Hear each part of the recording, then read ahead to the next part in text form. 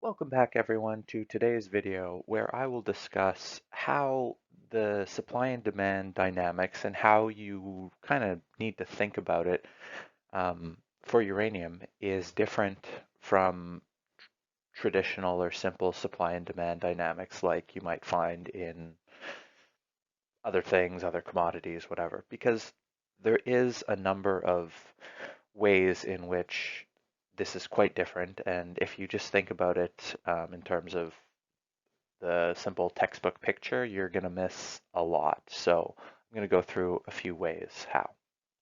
Okay, so let's start with traditional supply and demand. As you see in this picture and many others like it, and if you've taken economics or anything, it's simple. The supply, you get more as the price goes up, you get less as the price goes down. The demand could be elastic or inelastic. For those who have not taken economics, inelastic means less sensitive to price. So if you want to argue that demand for fuel for cars in the short term is inelastic, or demand for uranium is inelastic in the short term, that's a decent example. Not completely inelastic, but mostly. But anyway, the and also another key thing, and not always this way, but demand is kind of linear in that it, you know, goes up and down based on price and is steady-ish. So as I said in the first slide, I think thinking about uranium in that way or in using the traditional diagrams and thought processes will have you miss a lot. And this is not because I don't think supply and demand matters, because it really does, but mainly because the picture is warped. And in the next few slides, I will show you the many factors that differentiate it from other markets. Okay, so the first thing that is critical to understand, and you will miss almost everything in this market if you missed this or didn't understand this properly, I believe, is that demand and consumption are very different. Being that in the uranium market, the inventories have regular, or not regular, but elected restocking and destocking cycles. So demand is much more variable than consumption. And in the chart here, you can see that the darker green line is consumption in that it's growing slightly. And then the lighter green line is demand, which there's underbuying, and then they overbuy. And then on the flip side, they'll be underbuying again. This can lead to increased price volatility as they restock at times that they so choose, and then destock when they believe uranium is more plentiful. So this is a historical buying pattern, and you could look back through recent history and long-term history, and there can be deficits in terms of supply versus consumption for extended periods of time without the price going up, because the utilities think that uranium is plentiful and they're able to buy until they're not. So the next reason that it may look slightly more warped as to the supply and demand picture for uranium is that there's supply constraint restrictions. So you'd think that if a company or a business were losing money doing something, that they would stop based on the price falling. Now, in uranium, the demand side often will have stakes in supply. So they want the price to be low, and they don't necessarily care about profitability on that end because they're making it out somewhere else. Also, mines are very, very expensive to build, and there's often debt which must be tended to. So even if the profitability isn't really there, there's a lot of sunk costs, and so a lot of, even if it's making anything more than cash cost, they'll have to keep going in order to finance the debt, to pay down the debt. Also, in uranium, there are things like subsoil use agreements, which can limit how variable production is. So, for example, in Kazakhstan, they are allowed to produce within 20% of their subsoil use agreements, meaning it becomes very difficult to cut as much as they may want to cut.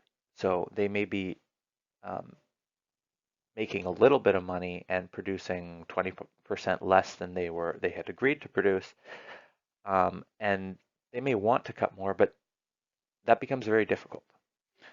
And also, the last thing is that almost all production is agreed upon in advance in terms of long-term contracts, and that includes some price and a lot of volume. So in advance of production or many years before, they will agree on terms to ship out the uranium. So even as the spot price falls to a point where it would be unprofitable for that company to keep supplying uranium, they keep doing it because their price is out of date. So as just time goes by and the contract runs out, well, then they have no more incentive to produce at the prices. So the production would drop off, and or if another way of looking at it, the production at these prices just wouldn't exist, but is for now. So if you were to remove all these, I would think that if you were to look at the price of uranium today and what would be produced if it was totally up to the supply side today, I think you'd basically only be getting the byproduct production. Maybe you could argue some Kazakh production, but I honestly, that's would be up for debate because I don't know how much they would be producing if it were completely up to them at today's prices. So the next critical point to understand for uranium is that you have this double time delay, meaning that once the uranium comes out of the ground, it will take 18 months to 2 years to become fuel. So you have that, and then you have to consider that if it's new fuel, meaning if there's not enough mines in operation now, then at best 6 months, maybe 2, maybe 3 years before you get that supply. So meaning you're already talking, let's say today you hit a point where you needed more uranium in the future, and there's no supply for it today. Well, guess what? You're probably getting it in 3, 4, 5 years. So that is basically the time that it takes to build new reactors. So you get into the cycle of um, needing more supply and more supply and more supply now and before now, almost, when you're at a point where it will take 8, 10, 15 years to locate, explore for, and develop future supply.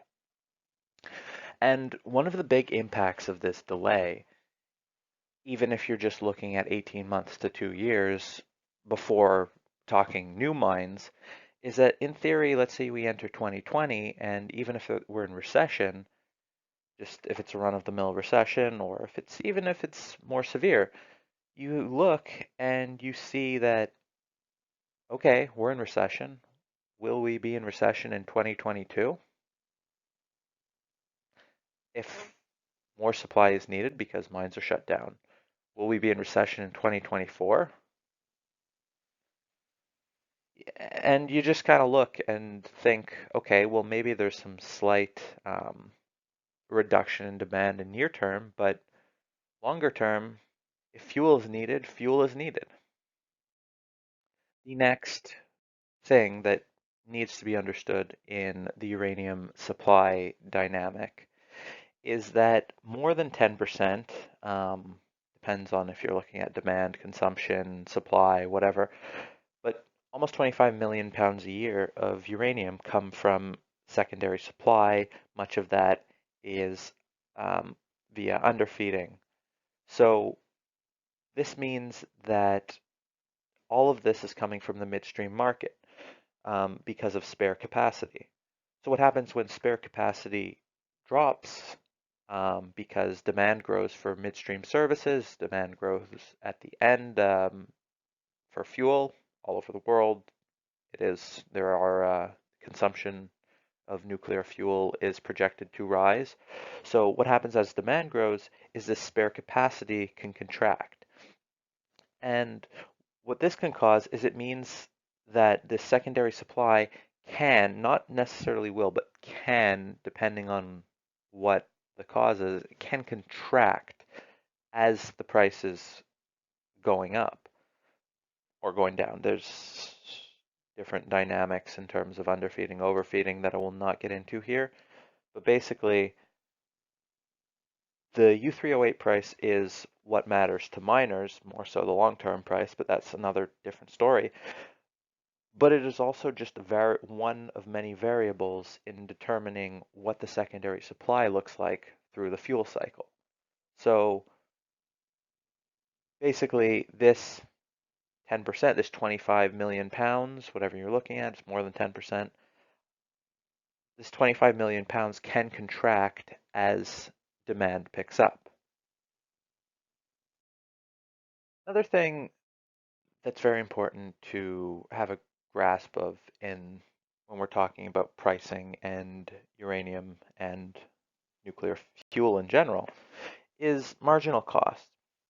So when you look at fuel in all parts, meaning U3O8, conversion, enrichment, fuel fabrication, all that accounts for 40% of the costs of nuclear utilities.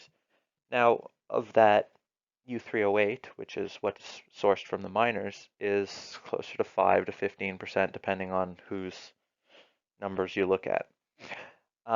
So the rest of the costs is what's called sunk costs, meaning even if you shut down a reactor, most of those costs are already incurred. They include regulatory, building the reactor, and all that stuff. So most of your costs are still costs whether the reactor is in operation or not. So if there's a shock which pushes energy demand lower, and you need to shut down the reactor because there's no demand for the energy, well, then most of those costs are still happening. So it may be better, kind of like the miners, producing more when the prices are low just because they're stuck with the sunk costs of debt from building the mine. The reactors also may want to continue to produce, hoping that other types of energy, mainly natural gas and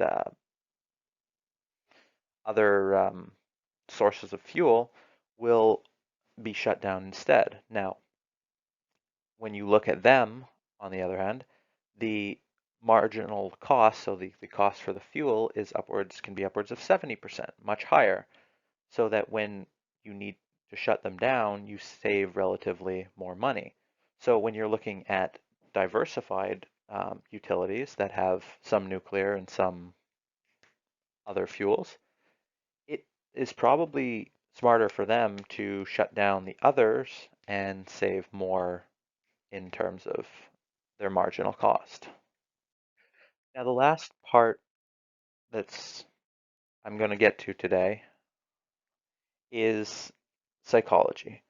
And by that, it's very important to understand that narrative is driven by price, meaning if the price is low, it must be because the market is oversupplied and there's no need to restock. Remember, underbuying cycles and overbuying cycles. So if the price is low, it may be time to overbuy, but the market is saying no need, there's plenty of fuel. And for the last few years, utilities have been underbuying. Versus if the price is rising, the psychology becomes better by now because demand is growing. And you don't want to be stuck waiting till demand has grown more and that you'll be paying more. And if you want to see what this looks like, how many times have you seen like a stock that's dead, boring, whatever, and in the market it's just going sideways for months and months and years, and then all of a sudden it there's a breakout or it starts going up, and then all of a sudden everyone wants to buy again because no one wants to wait for to buy higher, and then all of a sudden you have all this demand for that stock or the uranium that's just racing each other because all that's changed is they have to pay more. And while it may not seem like it makes sense when you're looking at it like that, it's just looking at a few stock charts and figuring out why things will go sideways for a long time. And then once they start going up, they just seem to continue going up. And sometimes it looks like they're shot out of a cannon to begin with because all the people that didn't want to touch it when there was no need to, all of a sudden want it again. And that's all for today, everyone. I hope this video helped you understand how uranium might be slightly different if there's anything that you didn't already know. And that is it for today. Remember, do your own due diligence, do your own research, and until next time, have a great day.